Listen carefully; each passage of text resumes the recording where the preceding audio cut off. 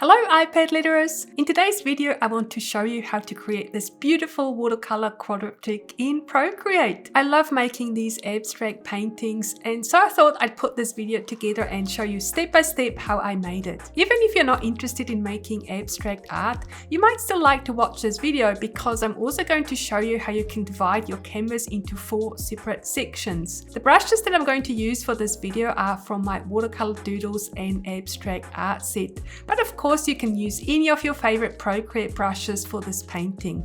The watercolor canvas I'm using for this tutorial is from the same brush set, and I have chosen the small watercolor canvas for this. The first thing we want to do is create a square out of this canvas. And in order to do that, you tap on the wrench icon, tap on canvas, and then crop and resize. Now you want to tap on the settings and you want to change the width and the height to 2048 pixels by 2048 pixels. So the first thing we want to do is split up the canvas into 4 sections. Essentially what we are going to do is create 4 separate canvases on this one canvas. There is a little bit of maths involved, but once you understand the concept, it's actually really easy to recreate this on any other sized canvas as well. We already know that the whole canvas is 2048 pixels wide and high as well. And so what we need to do is decide the width of our frame and then calculate the size of the small squares. So I want the frame on the outside to be 100 pixels, the section in the middle here 100 pixels, and then this side 100 pixels as well.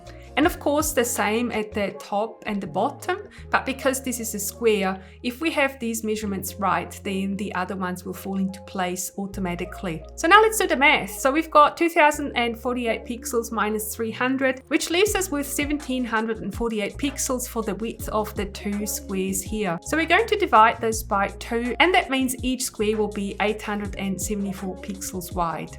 So now that we've got all the maths figured out, let me show you how we can set this up. Let's create a new layer and turn the sketching layer off. You will want to create the outer frame first, and the easiest way to do this is by filling the entire canvas and then resizing the shape. Select the shape with the arrow tool, and now you can dial in the exact dimensions of the shape. We want to subtract 200 pixels to allow 100 pixels on each side, which makes this 1848 pixels. Now we want to place the square in the middle of our canvas, and in order to do that, let's turn snapping on. So you open up snapping here and then turn it on. And now let's move the square into the center of the canvas like this. It's important to make sure that you see both yellow lines here to ensure that your square is positioned exactly in the center. Next up, we are going to create the small squares. Open the layers panel to create a new layer, and now I recommend you choose a slightly different color so that it's easier to see your square on top of the center piece. Any color that is lighter will be fine, and we are going to fill the layer again. Then we are going to dial in the size of our square, which is 874 pixels. And now all we have to do is place this square into the corner of the bigger square here. Next up, we want to duplicate the square and then place it into the next corner like this. And we're going to do this a couple more times. And then place the squares into the corners of the bigger square like this. Now we don't need the bigger square anymore, so we can turn it off. You could also delete it at this stage if you wanted to. And then we want to group that green squares and flatten it. And so now this is the basic template that we are going to use, not just for the painting, but also to section off the individual canvases here. So the next thing we need to do is hide the watercolor paper here from the background. We only want the watercolor paper within our squares. And in order to do that, we're going to select this layer, tap on the layer thumbnail, tap on select, and now we are going to mask out the watercolor paper from the background. And in order to do that, you want to unlock your watercolor paper layer by swiping to the left and tap on unlock. And now we are going to mask every single layer that we've got in here. And you can see there's quite a few layers. So you will need to open them all up, tap on the layer thumbnail, and then tap on mask while your squares are still selected. And now you can see how it's creating this layer mask here, which will hide the texture of the watercolor paper. So we are just going to do this for all our layers here like this, and then we can close all these layers again, and we can lock them again so that we are not accidentally painting on them. And so now if we unselect this, you'll see that we've got the watercolor texture just on our little squares, but then the background is all smooth, which is exactly what we want.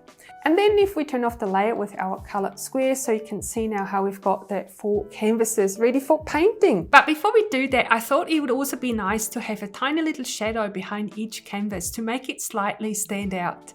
And in order to do that, you want to duplicate your template layer with the 4 squares and change the color to black. And the easiest way to do that is to tap on the layer thumbnail to turn alpha lock on. Then select the black color by double tapping here at the bottom to dial in black, and then tap on the layer thumbnail and fill the layer with black. And then we can turn alpha lock off again. And of course we want to place this layer below our colored layer. So we're going to do that now, and we're going to turn the visibility of the colored layer on again. Make sure that you've still got your black layer selected. Then go to adjustments and select Gaussian blur. You want to add about 6% of blur to your painting.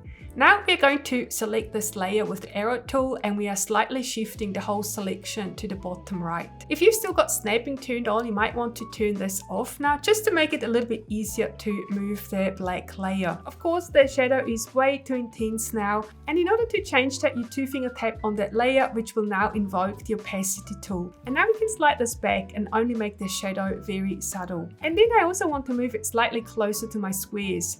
And now it's looking really nice. So now I don't actually want to paint on a green canvas here. So what you might like to do is change this to white. And again, we're going to turn alpha lock on, and then we're going to select white by double tapping in this area to select white, and then fill the layer. Of course, you want to start painting on a new layer, and in order to restrict the colors to only show up where we've actually got the canvases, we are going to use a clipping mask. So you tap on the empty layer thumbnail and then select clipping mask. And then if you start painting, you can see that you can only paint on the areas where the clipping mask is being active. Of course, we also need to decide on a color scheme, and the colors I've chosen for this painting are mostly from my IPL 2024 color palette with a couple of changes.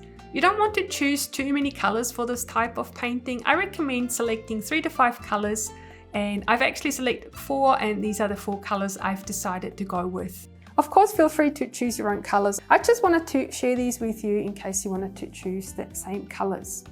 Alright, so now we are ready for painting. We don't need our color swatches anymore. So now what you want to do is tap on the layer with your 4 squares just below your clipping mask, and then every time you add a new layer, you'll see that it automatically creates the clipping mask for you because the layer above already has a clipping mask. The first brush I'm going to use is my IPL Salt Sprinkles brush. It creates a beautiful watercolor texture with some cute little light and dark sprinkles.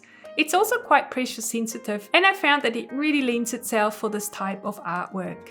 So now you want to start creating random paint strokes with your brush. Keep a loose wrist and vary the pressure that you put on your Apple Pencil.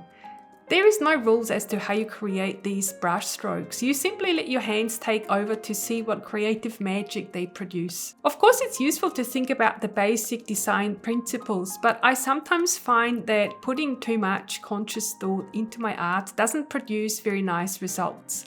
I'm a very analytical person to begin with, so I find it much easier to listen to my heart rather than my brain when I'm doing this. But that's just me. You might be completely different. If you feel stuck with your composition, then you might like to think about balance, unity, variety, rhythm, pattern, scale, proportion, emphasis, contrast, and juxtaposition. I will leave a link in the description of this video if you'd like to learn more about the basic principles of design. You might have also noticed that my canvas is not 100% white anymore. I decided to color it ever so slightly to create more of a contrast with the background so that it's easier to see in the video. I also recommend that you create a new layer for each color.